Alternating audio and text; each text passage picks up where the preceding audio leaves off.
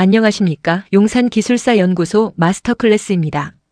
제125회 건축시공기술사 1교시 7번 문제인 타일 접착력 시험에 대해 살펴보겠습니다. 저는 용산기술사연구소입니다. 더 많은 자료는 유튜브 채널에서 확인하실 수 있습니다. 먼저 타일 접착력 시험의 개요와 정의입니다. 이 시험은 외벽 타일 탈락으로 인한 안전사고를 방지하기 위해 시공 후 타일과 바탕면 사이의 부착 강도를 확인하는 원위치 인장 시험입니다. 주요 목적은 시공 품질을 검증하고 타일의 박리나 박락 하자를 예방하는 데 있습니다. 다음으로 핵심 공정 메커니즘입니다. 시험 기준은 600제곱미터당 1회, 최소 3개소 이상에서 진행하며 합격 기준은 0.39메가파스칼, 즉 4kg 포스 퍼 제곱센티미터 이상입니다. 시험 준비 단계에서는 타일 주변 줄눈을 바탕면까지 절단하여 독립성을 확보하고 에폭시로 어태치먼트를 고정합니다. 제하 방법은 에폭시가 완전히 양생된 후 수직으로 인장력을 가하며 이때 속도는 1.5에서 2.0 메가파스칼 퍼 세크를 유지합니다. 마지막으로 파괴 모두 분석을 통해 타일 마이너스 계면 파괴, 모르타르 응집 파괴 또는 바탕면 파괴 중 어떤 유형인지 파악하여 원인을 규명합니다. 마지막으로 결론 및 현장 관리 방안입니다. 타일 접착력이 부족한 주원인은 오픈타임 초과와 바탕면의 건조 상태 불량입니다. 따라서 단순히 접착력 시험과 같은 사후 검증에 그치지 않고 붙임 모르타르의 배합비 관리, 바탕면 물축임, 그리고 작업자의 1회 바른 면적을 1.5제곱미터 이내로 제한하는 등 철저한 사전 공정 관리가 필수적입니다. 이어서 용산기술사연구소 마스터클래스 제125회 건축시공기술사 1교시 8번 문제 콘크리트 거푸집의 해체 시기에 대해 알아보겠습니다. 역시 용산기술사연구소에서 준비했습니다. 거푸집 해체 시기의 개요 및 정의입니다. 거푸집 해체 시기는 타설된 콘크리트가 자체 중량과 시공 하중을 견딜 수 있는 충분한 강도에 도달했을 때 거푸집 및 동바리를 제거하는 시점을 말합니다. 조기에 해체할 경우 처짐, 균열, 붕괴 사고가 발생할 수 있으며 지연될 경우 공기 지연과 전용률 저하로 이어질 수 있어 그 중요성이 매우 큽니다. 개념도를 보시면 콘크리트의 시간에 따른 압축 강도 발현 곡선을 통해 해체 가능 시점을 파악할 수 있으며 이는 적산온도 원리, 즉 시간과 온도를 고려한 방식으로 추정됩니다. 다음은 부재별 해체 기준 및 검증 방법입니다. 수직 부재의 경우 기초, 기둥, 벽 등의 측면 거푸집은 압축 강도 5메가파스칼, 조강 시멘트의 경우 2.5에서 5메가파스칼 이상 발현 시 해체가 가능합니다. 수평 부재인 슬래브나 보 밑면은 설계 기준 압축 강도의 3분의 2 이상, 최소 14메가파스칼 이상일 때 해체하며 다층 구조 시공 시에는 하중 계산이 필수적입니다.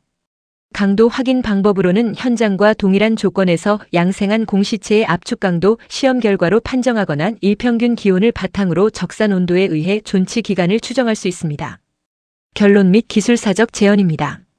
동절기 공사 시에는 강도 발현이 지연되므로 보온 양생 관리와 슈미트 해머 등을 통한 교차 검증이 반드시 필요합니다. 또한 거푸집의 조기 타령은 처짐과 미세균열을 유발하여 구조물 내구성에 치명적인 영향을 줄 수 있습니다. 따라서 동바리 재설치 존치 기준과 연계한 구조적 검토를 반드시 선행해야 합니다. 세 번째 주제입니다. 용산기술사연구소 마스터클래스 제125회 건축시공기술사 1교시 9번 문제 내진철근에 대해 설명드리겠습니다. 내진철근의 개요 및 정의입니다. 내진철근은 지진 발생 시 구조물의 붕괴를 지연시키고 소성 변형 능력을 극대화하기 위해 항복 강도의 상한선과 인장대 항복비를 엄격히 규제한 철근을 말합니다. SD400S, SD500S처럼 S 표기가 붙는 철근이 여기에 해당됩니다. 응력 마이너스 변형률 곡선을 보시면 일반 철근과 달리 내진철근은 항복비 제한 범위 내에서 긴 소성 구간을 확보하여 연성을 높이는 것을 목표로 합니다. 이때 항복비는 실제 인장 강도에 대한 실제 항복 강도의 비율로 계산되며 0.8에서 0.85 이하로 제한됩니다. 이어서 내진철근의 핵심 품질 기준입니다. 첫째, 항복 강도의 상한선을 관리합니다. 일반 철근은 하한치만 관리하지만 내진철근은 항복 강도의 상한치를 규격보다 120메가파스칼 이하로 규제하여 취성 파괴를 방지합니다. 둘째, 항복비를 80에서 85% 이하로 제한하여 철근이 항복한 후에도 파단될 때까지 충분한 여유 응력을 확보하고 연성을 극대화합니다. 셋째, 일반 철근 대비 우수한 연신율을 요구하며 탄소 당량 통제를 통해 용접성과 시공성을 확보합니다. 마지막으로 현장에서는 롤마크를 통해 국가 원산지, 제조사, 호칭경 강종을 식별하며 특히 내진용은 S마크나 특정 색상의 도색으로 오시공을 방지해야 합니다. 내진 철근 관련 결론 및 기술사적 제언입니다. 건축물 내진 설계 기준 강화로 1층 필로티 기둥이나 전단벽 담보와 같은 소성인지 구간의 내진 철근 사용이 의무화되었습니다. 따라서 현장에서는 철근 반입 시 밀시트 검수와 롤마크 확인을 통한 자재 분리 보관이 필수적이며 커플러나 갓삽접과 같은 이음부 시공 시에도 내진 철근의 성능에 부합하는 접합 강도를 확보해야 합니다. 다음 주제는 콘크리트의 플라스틱 수축균열입니다. 용산기술사연구소 마스터클래스 제125회 건축시공기술사 1교시 10번 문제입니다. 콘크리트 플라스틱 수축균열의 개요 및 정의입니다. 이는 콘크리트 타설 직후 초기 응결이 되기 전 표면의 수분 증발 속도가 블리딩 속도를 초과할 때 발생하는 불규칙한 표면 균열을 말합니다. 주로 고온, 건조, 강풍, 직사광선과 같은 조건에서 발생하며 여름철 서중 콘크리트에서 빈번하게 나타납니다. 개념도에서 보시는 것처럼 표면 수분 증발이 블리딩 수를 공급하는 속도보다 빨라지면 모세관 장력이 발생하면서 균열이 생기는 원리입니다. 본론, 원인 분석 및 방지 대책입니다. 플라스틱 수축균열은 철근 방향을 따르거나 방향성 없이 짧고 불규칙하게 나타나며 깊이는 얕지만 구조물의 내구성을 저하시키는 원인이 됩니다. 재료적 요인으로는 단위 수량 과다, 분말도가 높은 시멘트 사용, 고성능 감수제와 같은 혼화제의 과다 사용이 블리딩을 지연시켜 증발량과 불균형을 초래합니다. 환경적 요인으로는 노모그래프를 통해 증발 속도를 산정하는데 증발 속도가 시간당 1.0kg/제곱미터를 초과하면 균열 발생 위험이 급증합니다. 이를 방지하기 위한 대책으로는 타설 직후 피막양생제 살포, 방풍림이나 차양막 설치, 그리고 2차 탬핑 실시 등이 있습니다. 결론 및 기술사적 제언입니다.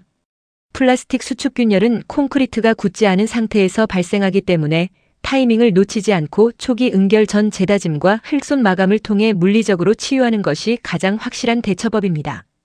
또한 타설 전 현장 기상 조건을 면밀히 분석하여 초기 살수나 막 양생과 같은 양생 계획을 사전에 수립하는 예방적 품질 관리가 매우 중요합니다. 이어서 용산기술사연구소 마스터클래스 제125회 건축시공기술사 1교시 11번 문제인 철근 피복 두께 기준과 구조체 영향에 대해 알아보겠습니다. 철근 피복 두께의 개요 및 정의입니다. 피복 두께는 콘크리트 표면에서 가장 외곽에 위치한 철근 표면까지의 최단 거리를 말합니다. 그 목적은 철근의 부식을 방지하여 방청 효과를 얻고 화재 시 내화성을 확보하며 철근과 콘크리트의 부착력을 확보하는 데 있습니다. 개념도를 보시면 콘크리트 내 철근이 배치될 때 외부의 콘크리트가 어느 정도 두께로 감싸고 있는지를 직관적으로 이해할 수 있습니다. 본론, 피복 두께 기준 및 구조적 영향 분석입니다. 피복 두께 기준은 환경 조건에 따라 달라집니다.